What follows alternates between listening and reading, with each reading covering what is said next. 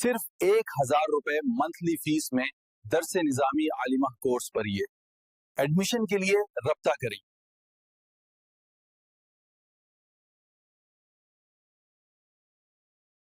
अस्सलामुअलैकुम स्टूडेंट्स, मेरा नाम है अब्दुल रहमान अब्बास। उम्मीद है आप सब स्टूडेंट्स खैर ऑफियत से होंगे। लास्ट लेक्चर हम पढ़ रहे थे बैक्टीरिया से होने वाली डिजीज़ के बारे में और हमने ट्यूबरकुलोसिस को डिस्कस किया था। तो आज हम उसकी नेक्स्ट डिजीज़ जो किताब पर लिखी हुई है दरस निज़ामी आलम कोर्स, जो कि निसाब है तंजीम मदरसा नेशनल पाकिस्तान के तहत जनरल साइंस का, चैप्टर 2 बीमारियाँ और बचाव के तरीके। तो जो डिज़ीज़ है आज हमने जिसके बारे में पढ़ना है वो है वुपिंग कफ, जिसको आम ज़ुबान में काली खांसी भी कहते हैं। और ये जो बीमारी है ये बहुत से घरों में हो चुकी हुई है। आम जो है ये बीमारी है ज़्यादातर ये बच्चों को होती है। ठीक है, तो किताब की तरफ जाने से पहले मैं आपसे दरख्वास्त करता हूँ कि आप जामिया सईदा खातून जन्नत के ऑफिशियल यूट्यूब चैनल को भी सब्सक्राइब करें, इस वीडियो को लाइक करें, अपने फ्रेंड्स के साथ, क्लास फ्रेंड्स के साथ शेयर करें। ठीक है, ताकि वो भी फ्री लेक्चर्स जो हैं वो अवेल कर सकें। तो स्टूडेंट्स, इस लेक्चर में भी मैं जो है थोड़ी सी एडवांस बातें आपके साथ शेयर करूँगा ताकि आपका जो कंसेप्ट है वो क्लियर हो जाए। तो स्टूडेंट्स, ये जो बीमारी है ये एक ख़ास किस्म के बैक्टीरिया की वजह से होती है, जिसको हम साइंसी ज़ुबान में बोर्डिटला परटूसिस कहती हैं। ठीक है, मुश्किल नाम है लेकिन आप प्रैक्टिस करेंगे तो आपको याद हो जाएगा। अब आप सोचेंगे कि इसे काली खांसी क्यों कहते हैं, या क्या इंसान जो है वो खांस कर काला हो जाता है? तो ऐसा बिल्कुल भी नहीं है। ये काली खांसी क्यों कहते हैं, तो दरअसल इस बीमारी में क्या होता है कि जो मरीज़ है वो इतनी शिद्दत से और इतनी देर तक खांसता है कि इसका सांस रुकने लगता है और जो ऑक्सीजन है उसकी कमी हो जाती है, जिसकी वजह से चेहरा जो है वो सुर्ख और फिर नीला पड़ने लगता है। और वुपिंग का मतलब है वो तेज़ आवाज़ जो खांसी के बाद लंबा सांस खींचते वक्त आती है। ठीक है, उम्मीद आपको समझ आ गई होगी। अगर नहीं आई तो आप ये समझें जैसे कि पुराना जनरेटर स्टार्ट होने की कोशिश कर रहा हो ना, वैसे की जो है वो आवाज़ आती है। तो ये बीमारी ख़ास तौर पर छोटे बच्चों के लिए बहुत ख़तरनाक होती है।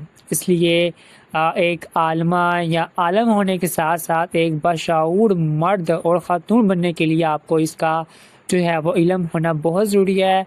तो चलें स्टूडेंट्स, आप अपनी किताबें खोलें और मैं कोशिश करूँगा कि आपको बहुत ही आसान अल्फाज में समझाऊँ। किताब की हर लाइन को मैं पढ़ूँगा और साथ उसका जो है वो कॉन्सेप्ट आपके साथ शेयर करूँगा। तो जी स्टूडेंट्स, किताब में लिखा हुआ है वुपिंग कफ एक मुतदी मर्ज़ है। सर्दियों और मौसम बहार में इस बीमारी में इजाफा हो जाता है। काली खांसी 3 माह या इससे ज़्यादा देर तक जारी रहती है। तो स्टूडेंट्स, यहाँ लफ्ज़ मुतदी इस्तेमाल हुआ है, ये मेरे लास्ट लेक्चर में भी इसके बारे में आपको बताया था। इसका मतलब है कि ये एक छूत की बीमारी है जो एक से दूसरे को लगती है। ठीक है, ये बैक्टीरिया सर्दियों और बहार के मौसम में ज़्यादा एक्टिव होता है और सबसे हद की बात देखें कि ये 3 महीने तक चलती है। मतलब ये जरासीम इस बिन बुलाए मेहमान की तरह है जो एक बार घर आ जाए तो जाने का जो है वो नाम नहीं लेता। इसलिए मेडिकल साइंस में इसे 100 दिन की खांसी कहते हैं, डे कफ 100। ठीक है, आगे किताब की लाइन में क्या लिखा हुआ है, कहते हैं कि जब कोई वुपिंग कफ का मरीज़ खांसता, छींकता या बोलता है तो इंतहाई छोटी थूक की बूंदियों के साथ ये जरासीम हवा में फैल जाती हैं। ठीक है, और क्या लिखा है कि सेहतमंद बच्चों के सांस के साथ फेफड़ों में भी पहुंच कर बीमारी पैदा करती हैं। अब आप ये सोचें कि ये जो जरासीम है ये बहुत चालाक है, होशियार है। जब मरीज़ छींकता है या खांसता है तो ये क्या करता है, उसके मुंह से थूक के ना नज़र आने वाले छोटे छोटे कतरों जो निकलते हैं ना, जिनमें ये बैक्टीरिया पैराशूट बनकर जो है हवा में उड़ रहे होते हैं। और जैसे कोई सेहतमंद बच्चा वहाँ सांस लेता है, ये क्या करते हैं कि ये सीधा उसके फेफड़ों में जाकर डेरा जमा लेते हैं। इसलिए मैं हमेशा कहता हूँ कि छींकते वक्त मुंह पर जो रुमाल है वो रखना भी चाहिए। ये साइंस भी कहती है और हमारा दीन इस्लाम भी हमें ये कहता है, सुन्नत है। ठीक है, इसके बाद आगे लिखा हुआ है जरासीम के जिस्म में दाखिल होने के 2 हफ्तों के बाद वुपिंग कफ शुरू हो जाती है। बच्चा बगैर सांस लिए तेज़ी से बहुत देर तक खांसता रहता है, यहाँ तक कि खांसते खांसते इसके मुंह में से चिपकने वाला बलगम आ जाता है और हवा इसके फेफड़ों में एक तेज़ आवाज़ से वापस आती है। देखिए स्टूडेंट्स, जरासीम अंदर जाते ही फ़ौरन हमला नहीं करता। यहाँ वो बता रहे हैं कि ये 2 हफ्तों तक खामोशी से अपनी फ़ौज बढ़ाता है, जिसे इंक्यूबेशन पीरियड कहती हैं। ठीक है, मुझे उम्मीद है आपको समझ आ रही होगी। अब होता इसमें क्या है कि इसके बाद खांसी के ऐसे दौरे पड़ते हैं कि जो बच्चा है वो मुसलसल खांसता रहता है। अस्सलामु अलैकुम वरहमतुल्लाह। जमिया मदरसा हज़रत सैयदा खातून जन्नत में इस्लामिक सिस्टर्स के लिए दरस निज़ामी में एडमिशन्स ओपन हैं। इसे सांस लेने का मौका ही नहीं मिलता और जब आखिरकार वो लंबा सांस अंदर खींचता है तो एक तेज़ आवाज़ पैदा होती है जिसको हम इंग्लिश में वूप कहते हैं। साइंस साथ ही एक गाढ़ा चिपकने वाला बलगम भी निकलता है जो सांस की नालियों को ब्लॉक कर देता है। ठीक है, रास्ता रोक देता है। आगे क्या लिखा हुआ है कि खांसने के दौरान खून में ऑक्सीजन की कमी की वजह से बच्चे के नाखून और होंठ नीले हो जाते हैं। खांसने के बाद बच्चे को कैब भी आ सकती है। खांसी के वक्फों के दरमियान बच्चा सेहतमंद नज़र आता है। अब ये जो इलामत लिखी हुई है वो बहुत अहम है। जब बच्चा लगातार खांसता है तो फेफड़ों में ताज़ा हवा नहीं जा पाती। ठीक है, जब ऑक्सीजन कम होती है तो खून का जो रंग है वो बदलने लगता है जिससे होंठ और जो नाखून है वो नीले पड़ने लग जाते हैं। इसे मेडिकल की ज़ुबान में साइनोसिस भी कहते हैं। ठीक है, हो गया। अब इतनी मशक्क़त के बाद बसा औकात बच्चे को कै यानी उल्टी भी आ जाती है। लेकिन मज़े की बात यह है कि जब खांसी के दौरे का जो दौरा है वो ख़त्म होता है तो बच्चा उससे ऐसे नॉर्मल होकर खेलने लगता है जैसे उसे कुछ हुआ ही नहीं है। ठीक है, अब लास्ट लाइन है किताब की, जो लिखा हुआ है कि 1 साल से कम उम्र बच्चों में वुपिंग कफ बहुत ख़तरनाक होती है।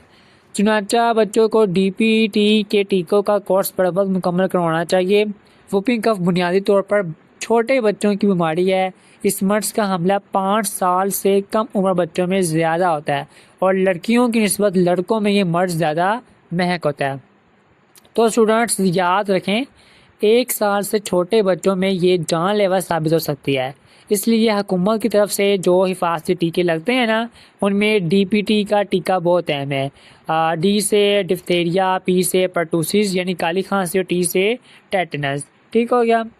और एक और दिलचस्प बात जो किताब में लिखी है कि ये मर्ज लड़कियों की निस्बत लड़कों के लिए ज़्यादा महक यानी ख़तरनाक होता है।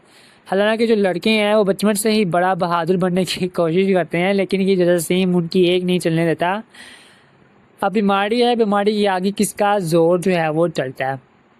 तो इस मर्ज़ में मामूली बुखार भी होता है, गले में खराश और शदीद खांसी होती है और खांसी के साथ वुप की आवाज़ आती है। अगर बर वक्त इलाज ना किया जाए तो नमूनिया हो सकता है।